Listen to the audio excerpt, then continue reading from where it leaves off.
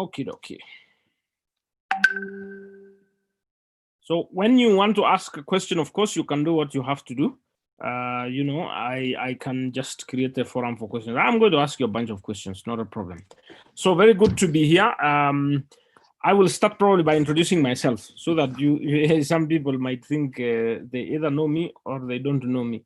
So I am Tony. My middle name is Keran, for those who don't know. And I have a background of computer science and information systems. And I have worked in a university setting for some years now. I have worked with a number of partners and donors and research institutions. I have been involved in quite some consulting work. So I have a little bit of some experience in dealing with these grants and proposals and so forth.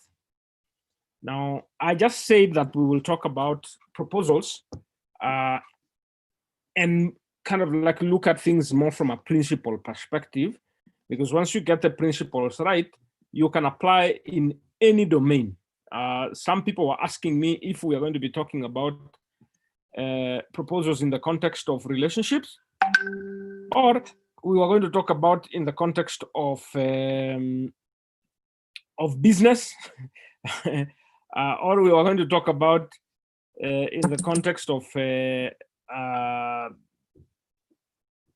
grants and so forth. And all these are applicable. All these are applicable. So with that in mind, I would like to tell you that the topic of proposals is we can take a very long time to digest it. There are many, many angles to it. But I'm going to give some highlights and some foundationals, and then maybe we can build on it if we want. We can even have another session next week if necessary. So I want to kind of just get a sense from anyone in here, one or two people. Give me a sense if you have done any proposal before and whether you succeeded. It could be a business proposal, it could be a grant, it could be a relationship proposal, whatever. But just tell me what kind of proposal you have attempted and if you succeeded. And how do you define that success? Anyone wants to go?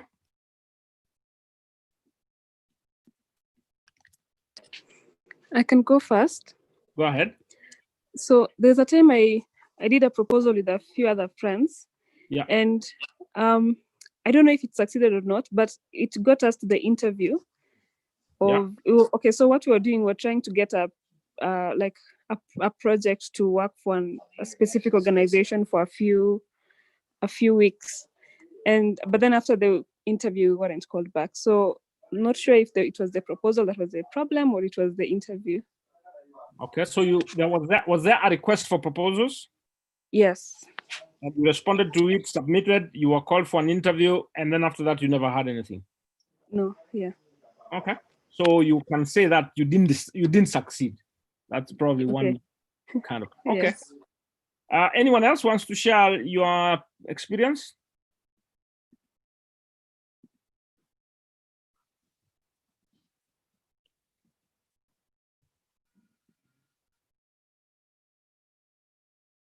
I wouldn't believe that the people haven't done proposals. So I'm sure you have done some kind of proposal somewhere.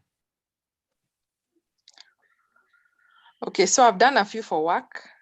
Go ahead. Yes, I've done a few that are work related. I can say I've only succeeded in like 20% of them. Mm-hmm. But in my defense, I think the 80%, the part that there's usually a part where you need backing from some sort of university. So we usually miss that link because it's hard to find a mentor who can buy into your idea. And so we succeed in the first phase and the second phase. Then the third phase, when you're supposed to integrate or latch onto an organization, then now before you find the link, you miss it. Yeah.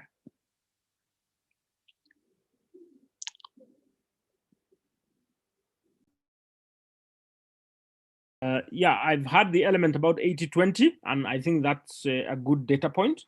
And then I can hear you mentioned in my defense. In other words, you are also kind of pointing it to someone else and saying, there was something that was a little bit beyond your control.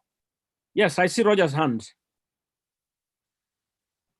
Yes, I wrote a proposal to Cisco. Then after 6 months, I received an email. Sorry. We regret. Okay, so I can feel you. So that's one proposal, or is there any other experience other than that? That is the one I've written by myself. Only that one. Okay, fine. But of course, in the other life, yes. The other life, we have sent many proposals. For the other life, you have, I think it'll be interesting. You have sent out a number of proposals. And it looks like a number of them have, or rather, most of them have not been successful. Okay. I think it's good. I mean, as you can tell, I mean, there is a desire to learn how do I increase my success rate based on my interest in writing proposals. Now, I have a question for you. First of all, before, sorry for cutting you short. Yes, that's okay. Beatrice, go ahead. Oh, I've also done several proposals, failing, and then currently I'm doing one. Probably this meeting is just right on time. It will help me. Yeah, it will help me success. Okay. Finally. So you've done a few. Okay. Then if there's anyone else wants to share, I think this is your chance. Otherwise, I transition to the next point. Okay. So what I'm hearing is that there has been some interest. There has been some action point. There are people who have succeeded and your rate is about 20%. And, you anticipate that into the future, you will write some proposals, and there are different types of proposals. Now, the 20% that you just mentioned, and that is CSM Lydia, the percentage that you just proposed is fairly common in the industry of proposals, that less than 20% get funded. And the issue here is, why is it that low? And how could you possibly increase your likelihood of success? Because it takes a lot of effort to put together a proposal, and you're writing with anticipation. And then, if you have to write 10 proposals and lose 8 of them, that feels like quite a lot of effort has gone in there. And probably you don't have much to show for it, other than that you had some experience in writing that proposal. Now, in order then to increase the success, we're going to start looking at some of the ingredients that then you need to improve and increase that percentage. The place to start is to get your mindset right about what a proposal is. So that's what I'm going to try and help you in a few minutes. If you had one word as a synonym or a substitute to the word proposal, what would that word be? And I want each of you to give me one word. And I'm going to start with CSM Lydia. One word to substitute proposal.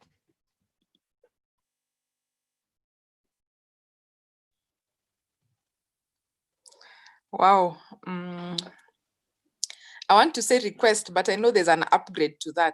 So it's... I'm laughing that I didn't ask for many words. I just asked for one word. Proposal. It's putting yourself out there. One word. You are explaining. I don't want explanation. I just want one word. Thank you. I will say request, top of the head. Fine. Request. So stop there. Anyone else wants to go? Can I say manifesto? Manifesto. So I've gotten 2 words so far. Request, manifesto. Anyone wants to go? Yeah. I would say suggestion. Suggestion. So we have request, suggestion, manifesto. Anyone else? Seduction. Production. Okay. Production. Seduction, not production. Seducing. Oh, seduction. Okay, fine. You're seducing. Okay, fine. Anyone else? I see Jacob in the room. I see Liflon in the room. So I'd like to hear Linus. Caroline? Over. Consideration. Sorry? Consideration. Configuration. Consideration. Okay. There we go. Anyone else? Can I upgrade my answer? Over. Someone wants to ask? An over.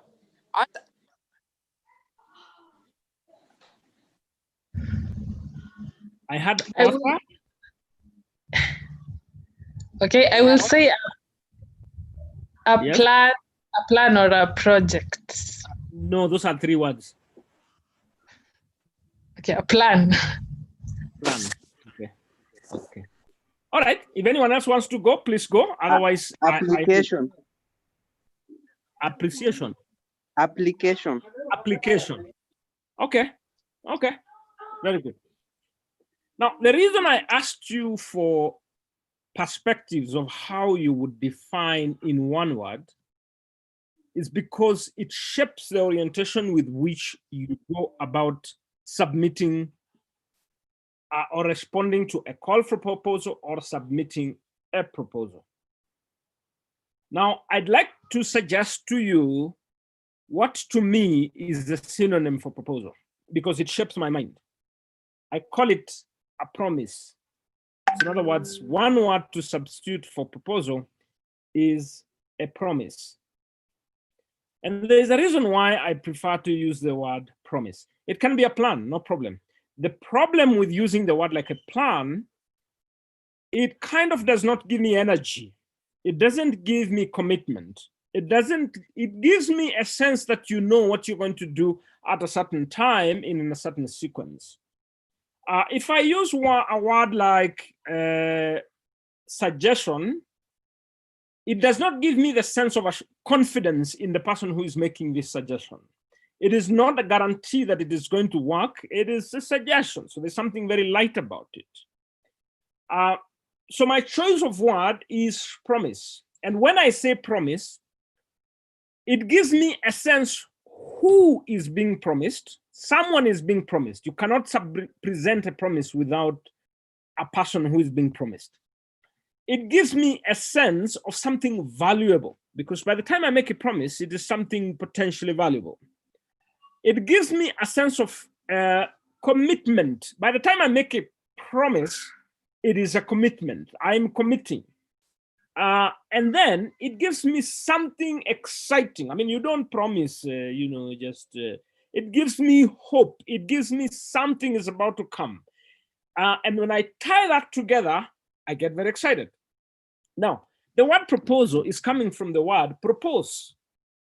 Now, Liflon, is my good friend Agre in the room? No, he's not in the room. Okay. Now, the only other gentleman I'm seeing here is Jacob Obongi, but I don't see anybody else that I would, maybe Linus, I don't know. But for Tom, I wouldn't even ask him. But this word propose, when someone proposes, a gentleman goes to someone and proposes. What are you trying to achieve? You're trying to make a promise. And by the way, as practical as I'm saying it, is what it is. I am trying to make a commitment to someone that their life is going to be better off with me than without me. Now, let that sink a little bit. Is that I am making a promise that their life is going to be better off with me than without me. That's a promise. And when I'm making that statement that way, the focus is not me. Of course, I am looking for a grant. I'm looking for a wife. I am looking for, that's fine. But the focus at the point of making the request or whatever we're going to call it, making that promise, the focus is on the person who is going to receive the services or whatever. So when I'm making the statement, the primary focus is the person who is to receive my proposal. Okay. Now, let's build up a little bit on that analogy. Liflon, you're in the room. Someone called Agri proposed at some point in time. Yeah. Why didn't you say no? Because he promised a good future.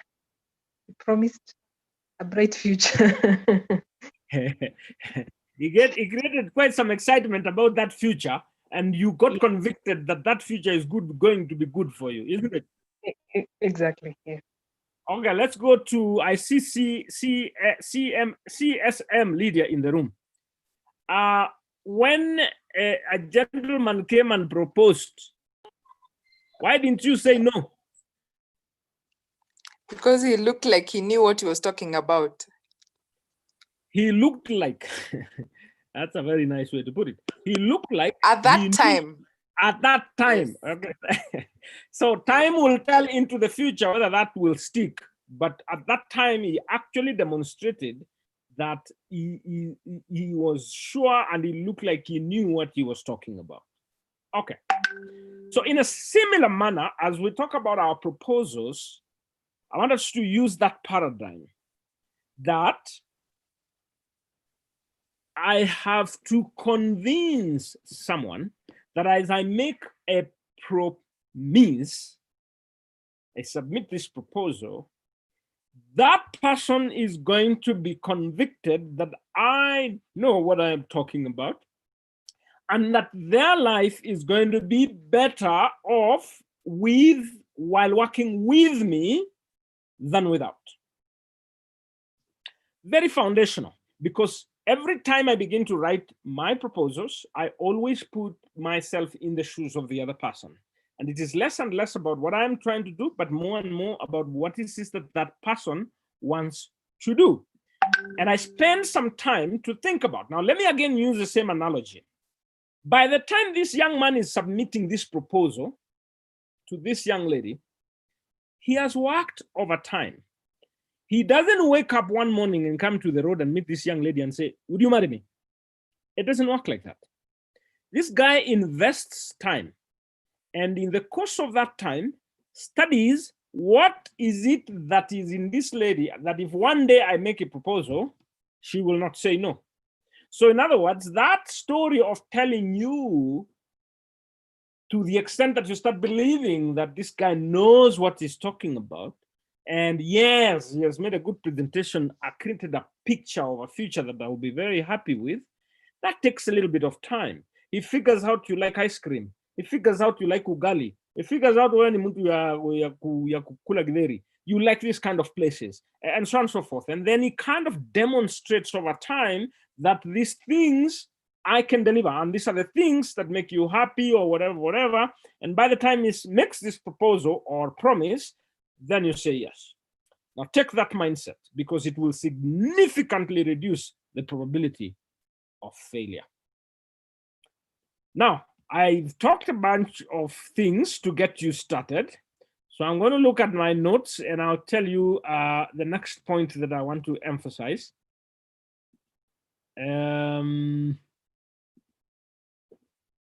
Let's move to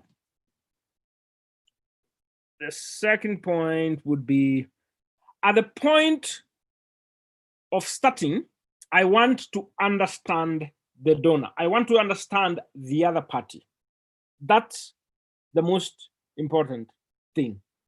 I want to understand the other party. And that's what I've tried to say, that in that journey, gradually, as I understand that person, then whenever I'm going to write whatever I write, its likelihood that I will succeed is high. Let me tell you about donors a lot, or funders.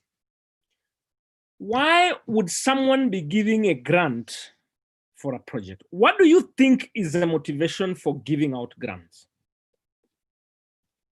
Now, give me your thoughts. Why do you think someone is giving out funding.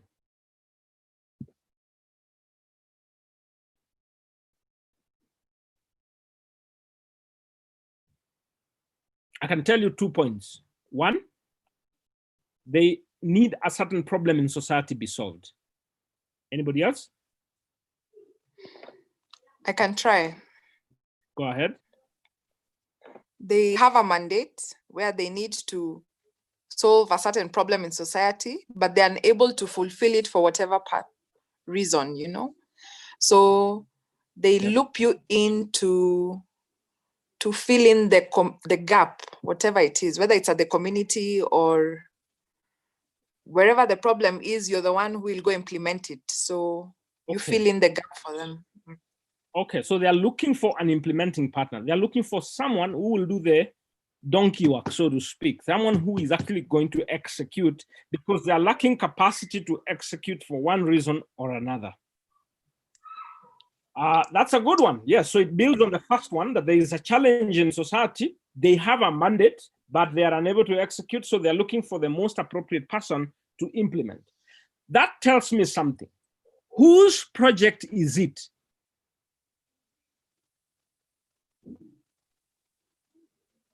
The one giving the grant. Done. You've got it. So it is not about me. It is about the person giving the grant. Very, very important paradigm. It has absolutely nothing to do with me. It has everything to do with the person giving the grant. If they don't like me, if I'm not able to convince them that I will be the right person to implement for them, in other words, I'll be the image of their project, done. They will say no. Let's take up another point. Where do you think they got the money from?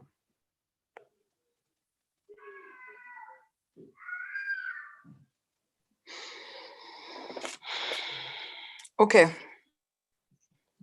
So I work with an NGO. Yeah. Which works at the community level to support women. So the people who are at the top, for lack of a better term, they seek funding from interested parties, stakeholders, and they're part of the conduit of supporting women. So we become the implementing partner, and then they become the funders, and then they're getting money from stakeholders who have an interest or a stake in whatever line of interest you're in. Okay, so what you're saying is that they are getting money from someone and they will be accountable to someone, correct? They are accountable, yes. So they are also implementing on behalf of someone. Someone is not able to do it. They are able to convince them that we will get the right person to implement this thing. So you give us the funding and we'll come back to you and show you that it's been done. And in the process, they will be compensated. So what that tells you is that funds are basically lined up backwards to someone. If you look at a typical funding system, when a ministry receives funding, they're getting it from a parliament allocation. Where does parliament get the mandate and the funds from? They get the mandate from the people who voted them into parliament.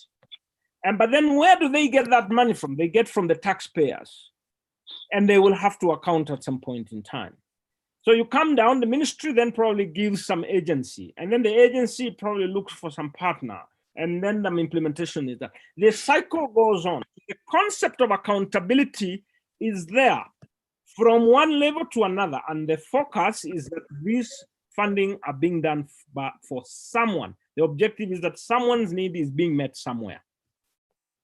Okay, so now we know why someone is giving money. Largely is because they're unable to implement, and they're looking for someone who is going to make them look good because they are going to account for someone, to someone rather.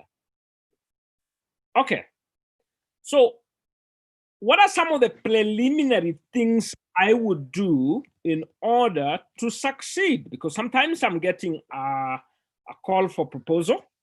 Sometimes I'm just writing a proposal. Now, let me tell you one of the greatest challenges that I see in this proposal journey.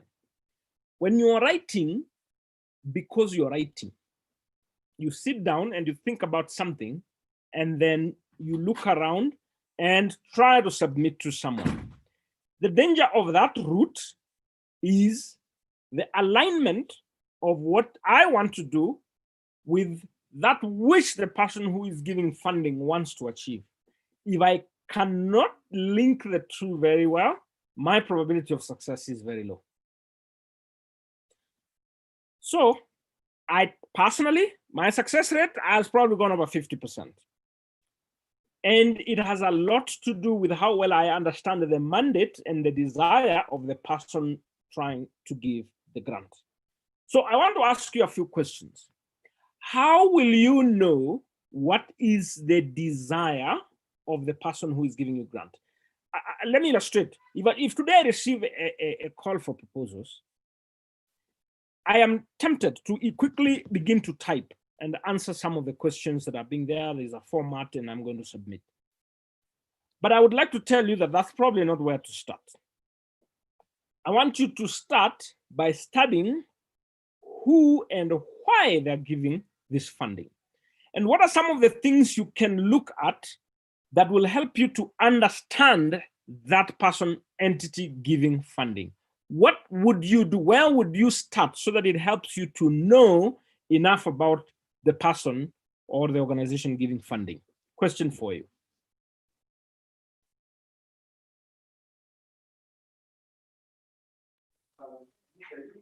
Can I try? Yes. So some proposals come with TORs, terms of reference, and they will explain. They will have the documentation of what they want to do. But I think that will not give you the better understanding of the organization. So I will probably go back to their website and look at their mandates, look at their vision, their mission, and through that I will be able to understand the organization. Good. Any other? Those are very, very valid points. Look at the website, look at the mission, vision, and so forth. What else would you look at? And by the way, I'm talking about the things that we must do before we even put a pen down. What are some of these things? Because I am trying to minimize the likelihood of failure. That's the point. And I'm trying to give the first things I must do in order to make the decision if I'm going to put a pen down. Remember, putting all this effort and writing lots and lots of proposals is a good thing. But if we are going to succeed only 20% of the time, then the effort we're putting is really going down the drain. So my question is, what are some of the things that I must do earlier on so that I minimize the likelihood of failure?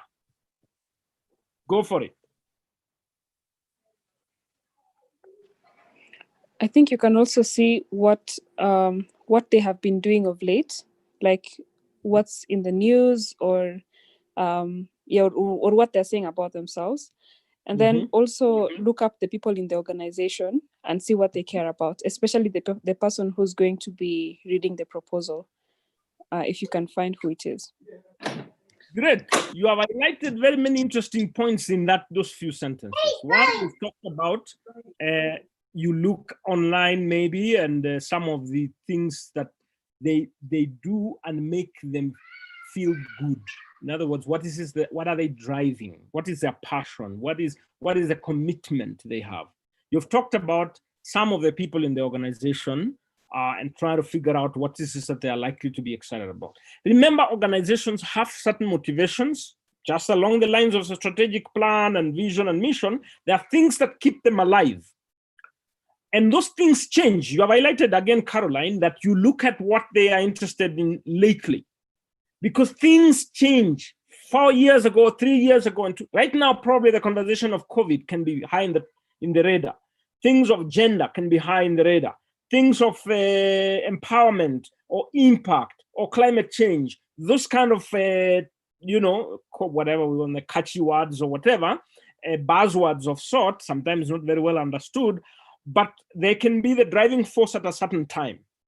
And in that case, aligning yourself to those kind of words helps you a lot. So Thinking one more about this organization. So you've talked about, I look on the website, I can talk about some people in the organization, I can look at the mission, vision on the web, blah, blah. Anything else? Can I add something? Yeah.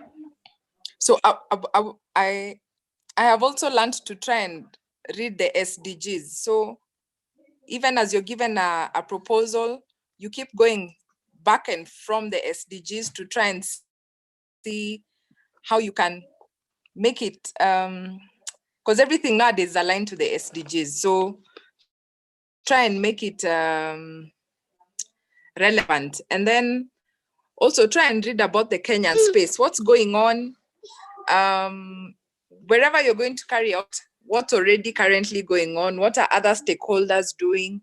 Then you keep reiterating and going back and forth. What does the organization want? What's going on? Link them with the SDGs, so on and so on. Yeah. Okay. No, I need to correct a little bit. We have not started writing the proposal. Yes. I am trying. We are blessed very well today with some very exciting young people. We have not started writing the proposal. I think it is important to note that. I am forming my mind and I am shaping my mind. Now, the concept of the SDGs, yes.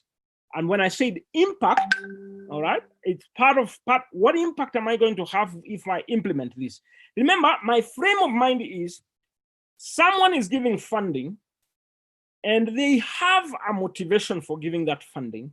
And how do I align myself best to that motivation? So yes, I would look, okay, which SDGs are they supporting? And if I implement and I show them at the point of writing that what if I do this, I will make you look good because I will have implemented along the lines of these SDGs, and you really, really will have achieved. You're going to look like the great guy. You know, we will tell everything about you, not about me. Let me give you a few pointers also. If you look at some of the projects they have funded in the past, so I'm getting a sense of what their biases are. If I am able to know anything about the judges who are likely to review, if I can, if I'm able to talk to somebody who has been funded by them before, I'll give you examples. If you get a project with the World Bank, the culture and practice is very different from if you get from GIZ, or you get from Shell Foundation, or you probably get from the Finnish government, or you get from the Israel government, or you get from the Africa Development Bank, you get from the UN. The culture and the practices are different. So you start positioning yourself, what is the judging likely to be? You have not penned down, okay? I like telling a few of my friends that tranquility is the mental climate for creativity. So I would rather take as much time as possible to reflect and think through these elements and kind of gather the momentum that if I pin this thing down, the likelihood of success is very, very high. I can connect what is this guys want, you know, it is aligned to their mission and vision. It's aligned to some SDG goal there. It's aligned to some of the projects they have funded in the past. It's likely to have impact and so on and so forth. Okay. Now I'm going to move to another point. And the next point is, what are some of the administrative elements that you need to think about before you start penning again? Administrative. By that I mean things that have nothing to do with the scientific or functional elements of the project or proposal, but are more administrative. What are some of the things you need to quickly think about?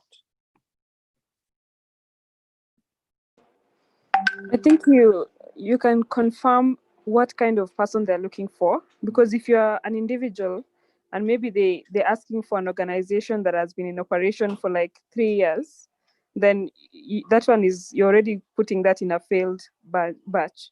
So I think also just looking internally to see, am I really the right person for these people? Am I just writing for the sake of writing? Okay, so I want to find out, am I the kind of person you're looking for? So I look at the eligibility criteria. I quickly check out what is it that they are looking for, the kind of person. So very, very quickly, study the eligibility criteria before you waste your time. And really, really see if you fit. Any other point?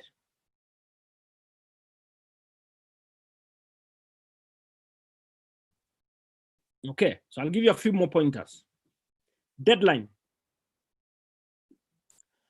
You know, there is always a tendency of people kind of like coming closer to the deadline, and then, you know, they go and put their legs in their feet at night and just say, you know, me, I can transnight, I'll deliver on this project.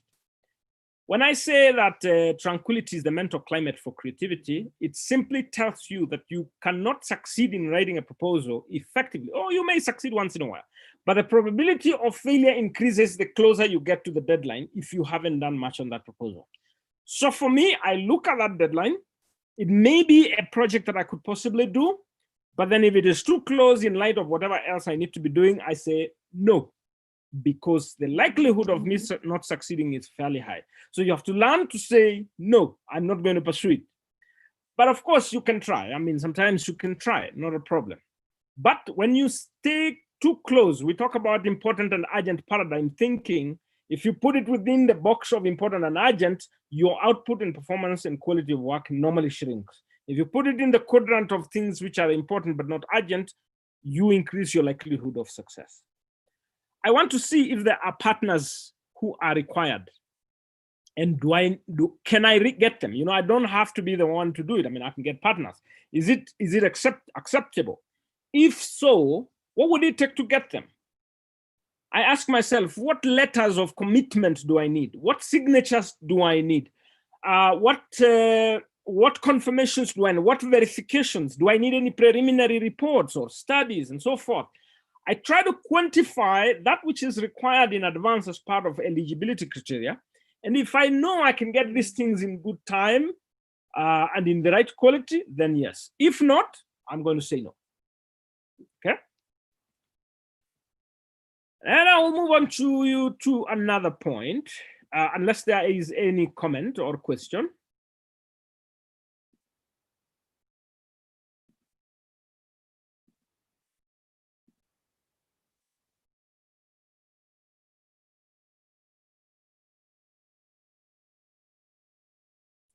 I'm assuming that silence tells me we are good. Okay, maybe I can ask a question. Go ahead. Most of us here are individuals who are in early career. Yes.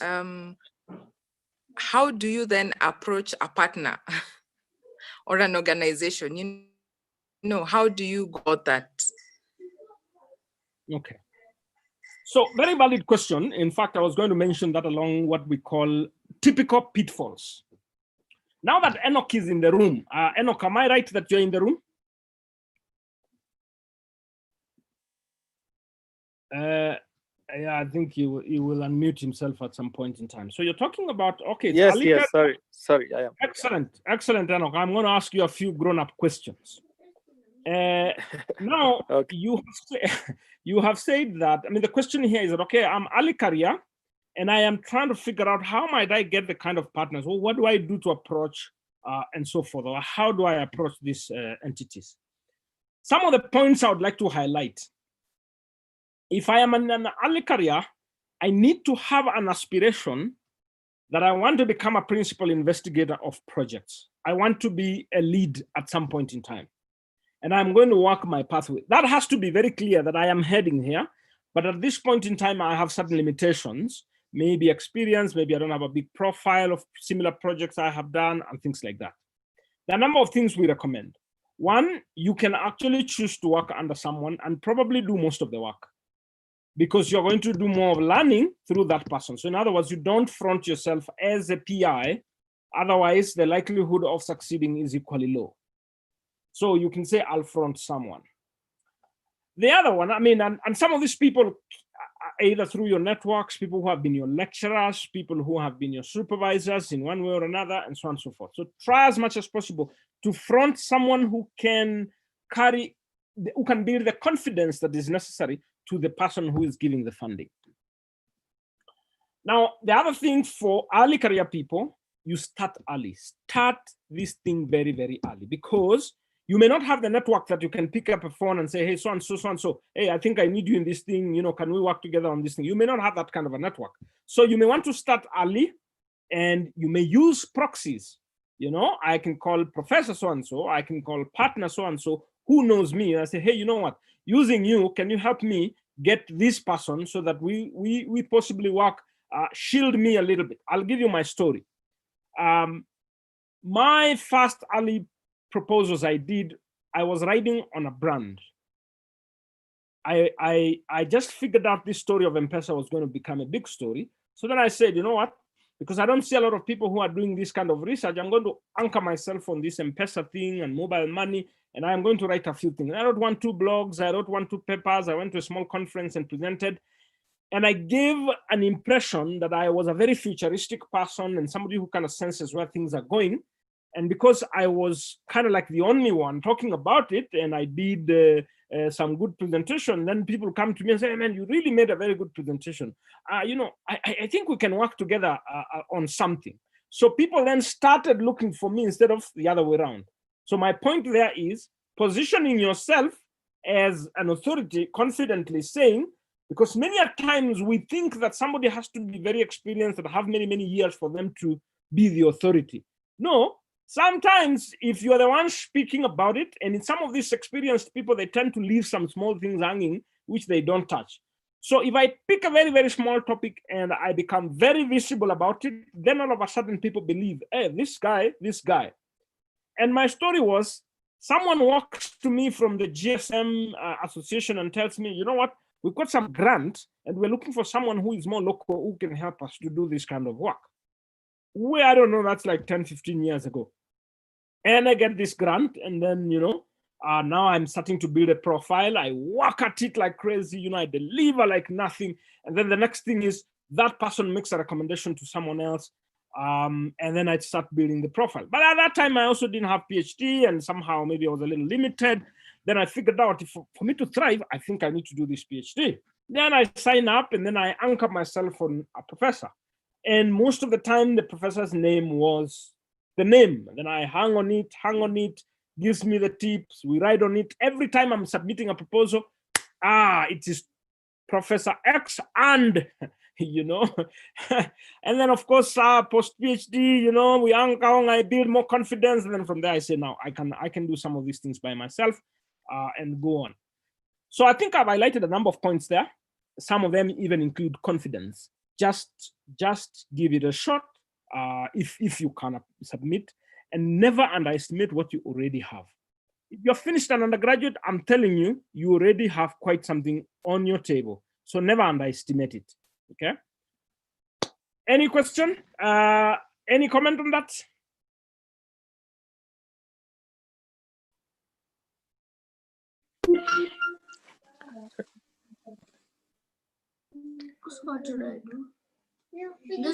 If I can add to that. Yes. So thanks for, that's very insightful, and you're completely spot on in terms of, how you align yourself, how you're starting early, and of course, getting someone who is, whose profile you can work with and leverage on to grow. So the only thing I can add to that, it's not my area of specialty, but they're all related. So the only thing I can add is information. So try as much as possible to learn your area and then be credible, because some of these things you might be in your networking, how you interact with someone, they'll know how knowledgeable you are in that field, or some of it you actually interviewed, and during that interview it pays a lot if you've already gotten to know a bit more around that field. So whatever field you are in, specialize in it a bit, even though, yes, try and learn as many other things as possible, but try and have more information around it. Hence why you need to keep investing in learning. That's the only thing I can add, but thanks a lot again for organizing this session. Very useful. Thanks very much. I'm going to give my good friend Agre a chance to speak. as he speaks, I'd like each of you to think about this question. What is the most important part of the proposal? Think about it. There are several elements within the proposal. Which is the most important? And you're going to answer me and tell me why you think that that is the most important. Over to you, Agre. Yeah, so my question centers around what you've talked about, anchoring yourself to somebody who's more senior to you in the profession or in the field that you've selected. I don't know what tips you can give, because sometimes you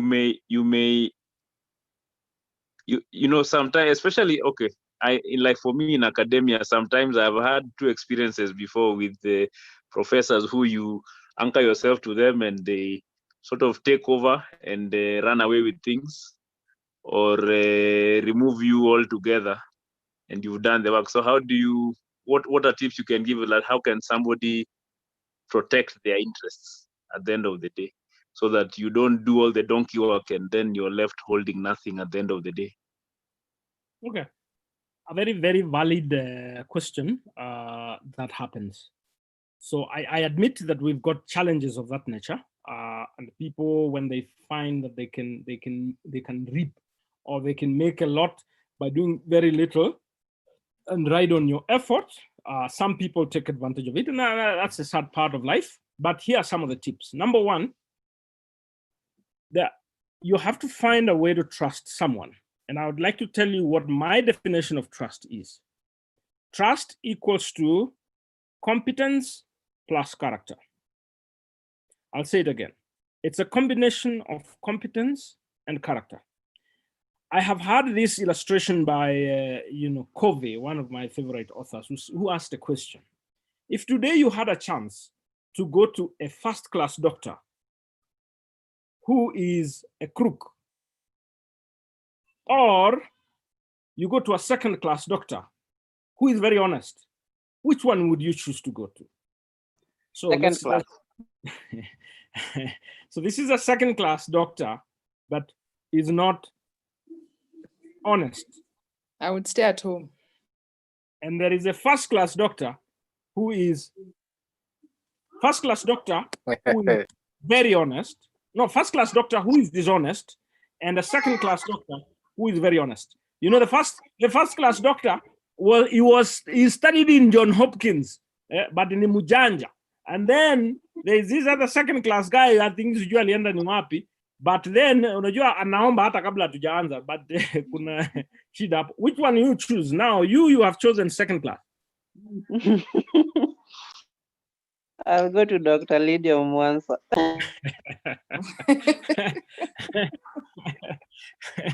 Okay. It is second class or first. So far. Okay. Now, what you are implying is that you want both. You want competence and character. That's what you're saying. In other words, it's very, very difficult to let go any of those. In fact, someone was asked that question and they said, I would go to the first-class doctor if just to know if I really need an operation. And then once I have gotten from him, then I'll go to the second class. In other words, he's saying I need both.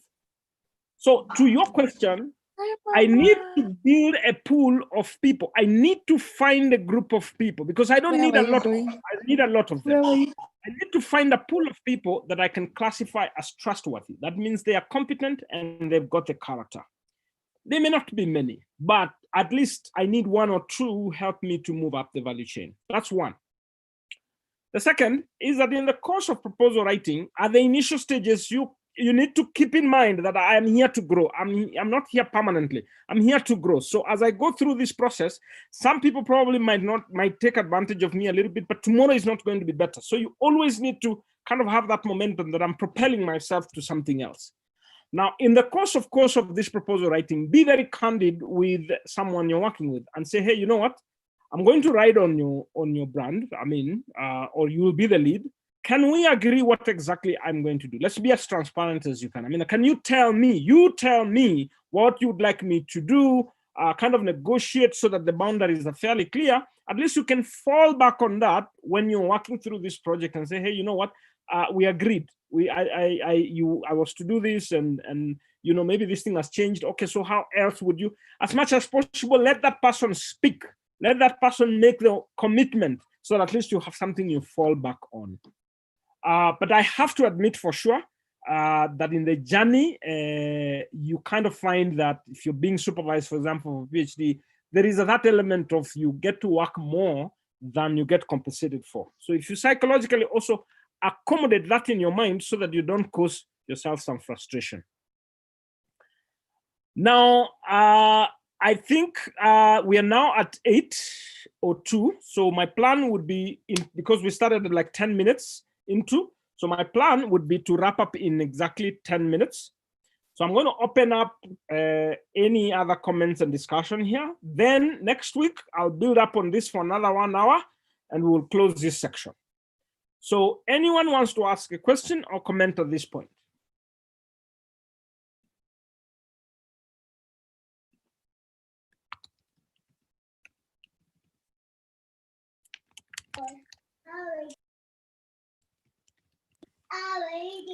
I'd like to add to what Agri said and say that in your journey, you'll do a lot of pro bono work before you get it right. So just keep at it.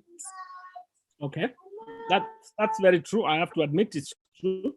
But like I said in my second point, please keep in mind that you are growing, and don't be a victim of those circumstances. Try to propel yourself, dare to keep going. So I'll also go back to my last question that I asked, which is the single most important point of the proposal? That is where we're going to close our conversation today.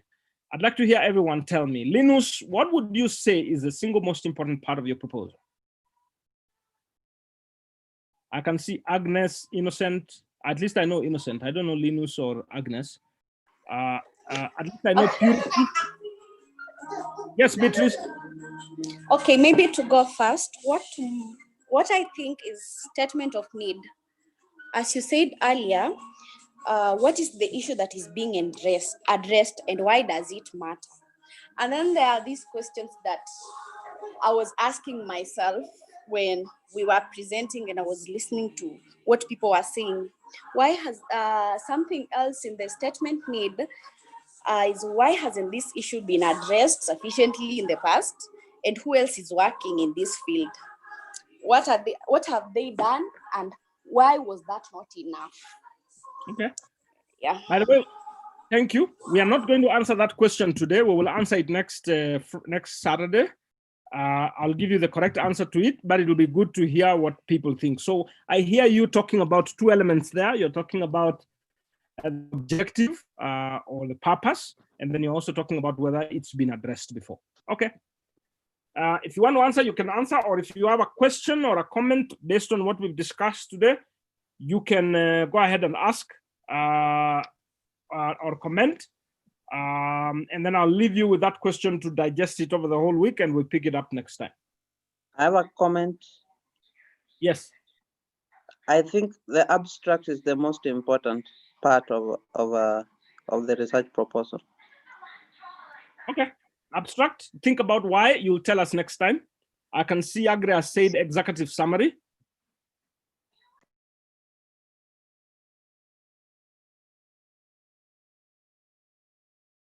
If anyone wants to comment on that or on the things we've talked about, any question, comment, which then can set our ground for closing in the next 5 minutes. Oh, maybe to add on something else is project activity and the outcome. Okay, project activity and outcome, that's part of the proposal. Yeah.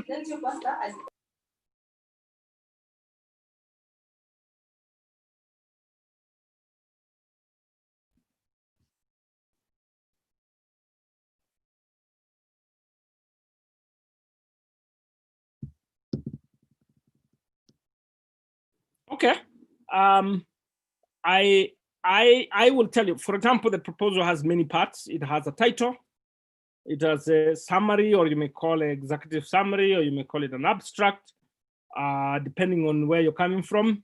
But typically proposals tend to have summaries or executive summaries. Research papers tend to have abstracts. But yes, there's that. There's an outline. There is likely to be a background. There is likely to be a section for objectives. There is likely to be maybe a section of literature review or a review of relevant literature. There's likely to be a methodology section, which would show you plan and the method approach. And then probably, yeah, I mean, those three components are likely to be part of that proposal. And I will leave you to process this. We can talk about the answer, so we'll pick it up next time from right there. But I can confidently tell you that as your journey goes through, your probability of success can significantly improve to work on certain elements. And there reaches a point where people actually hit 100%. Why? Mostly has a lot to do with the networks they have built over time, confidence that they have built in other people who believe in them, people who would call them and tell them, hey, I want you to apply for this proposal. I've been in experiences where I am called and I'm told, we want you to apply for this proposal. Then I say, I don't have time. They said, no, we want you to apply. We know you will do it. Then I said, no, I don't think I'll get time even to write the proposal. I say, they say, okay, fine. Can we do for you the first draft? And then I said, okay, fine. If you can do the first draft, then I review, then that's fine. Then we can proceed. So you can improve that performance rate with time as you work on the key ingredients.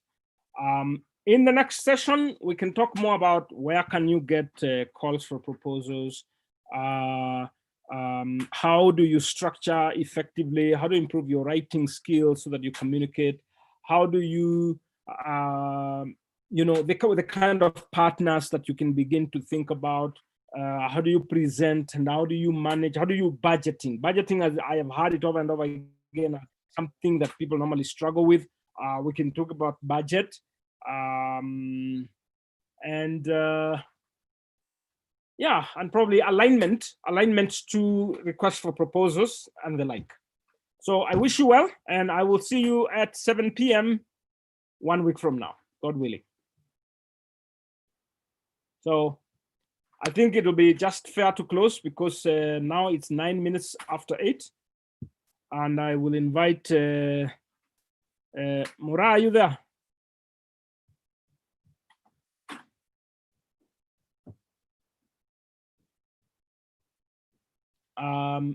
Yeah, I think I just want to invite someone to pray. Yes. Close. We talked about it before, but we just started talking. So Mura, go ahead and pray and we close.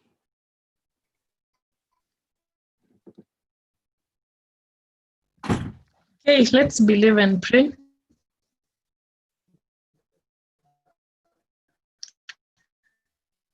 Father in heaven, we come to you this evening. We are grateful for the gift of life.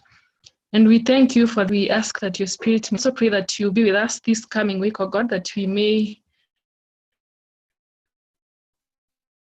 walk in your ways, that we may do all that pleases you, oh God. We ask that this night as we take a rest, that you may be with us, you may protect us. I pray this just in believing the name of Jesus Christ. Amen. Amen. Amen. Thank you very much for your time, and to be continued next time. Thank you so much, Doc, for having taken us through the first part. So thank you so much. We really appreciate. I want to thank Elder Ogechi for joining. Elder Enoch is the sponsor. Yeah, no, he had to step out. He told me he has to jump to something. And also Dr. Lydia for joining and also participating, asking questions that will gives us better insights. And then to our senior youth now, Agri, you know you are no longer youth. And then to our guests, we have seen Moses Kebaso, Innocent Okworo, Agnes, Martha. We really want to appreciate. Linus Kipsang is one of us. He's one of us.